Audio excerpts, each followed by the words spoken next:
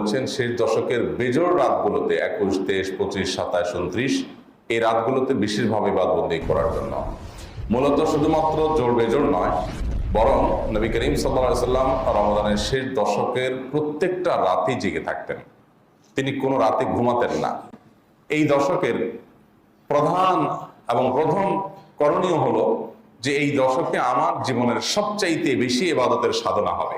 আমার শক্তি সামর্থ্যের শেষটুকু দিয়ে আমি ইবাদত বন্দেগী করার চেষ্টা করব। আমার ইবাদতের ভলিউম সর্বোচ্চ হাই এবং সবচাইতে পিকে উঠবে এই 10টা দিন।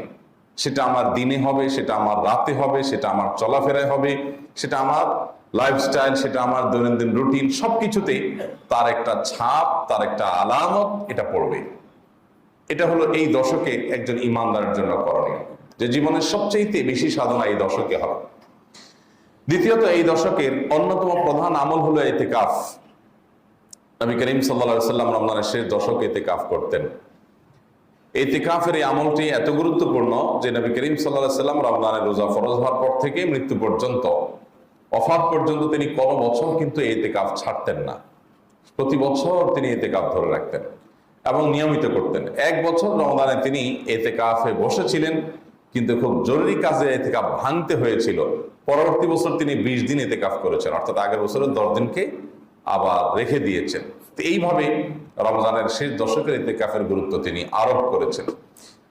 আমরা বেশিরভাগ মানুষই ইতিকাফের স্বাদ, ইতিকাফের তৃপ্তি এটা আস্বাদন করা থেকে মাহরুম এবং বঞ্চিত আছি। এটা রমজানের শেষ দশকের আমল। ইতিকাফকারী ব্যক্তি লাইলাতুল কদর অটোমেটিক পায়। তার মানে ইতিকাফ করতে বসার মানে হলো তিনি আল্লাহর ঘরেই আছেন, ইবাদতেই আছেন। এমনকি তিনি ঘুমিয়ে থাকলেও সেটা ইবাদতে, কারণ ইতিকাফটাই একটা ইবাদত, মসজিদে অবস্থান করাটাই একটা মূলগতভাবে ইবাদত। তিনি সেটা করছেন, অতএব তিনি যদি ঘুমেও থাকেন তিনি ইবাদতেই আছেন। এইটা ইতিকাফকারীর জন্য বিরাট বড় সুযোগ। তাছাড়া যারা ইতিকাফে বসেন তারা সাধারণত রাতে, শেষ দশকের এই রাতগুলোকে তারা হেলায় হারান না। আল্লাহর ঘরের যে আবহাওয়া পরিবেশ, বিশেষ করে ইবাদতের পরিবেশ যখন থাকে, সুন্দরভাবে সেটাকে কাটানো যায়। রমজানের শেষ দশক উপলক্ষে তৃতীয় করণীয় হলো এই দশকে সারা রাত জেগে থাকা। কারণ নবী সাল্লাল্লাহু আলাইহি সাল্লাম ইযা দাখালাল আশর, নবী সাল্লাল্লাহু আলাইহি সাল্লাম রমজানের শেষ দশক যখন শুরু হতো, আহিয়া লাইলা, তিনি সারা রাত জেগে থাকতেন, রাতে আর ঘুমোতেন না। এটা একটা করণীয়। চতুর্থত করণীয় হলো ও আয়কাযা আহলা, পরিবারের লোকদেরকে জাগিয়ে তোলা। তারা যদি কেউ ঘুমে থাকে তাদেরকে ডেকে দেওয়া, যে একটু তাহাজ্জুদ, একটু দোয়া, একটু রোনাজারি, একটু ইবাদতে মশগুল হও।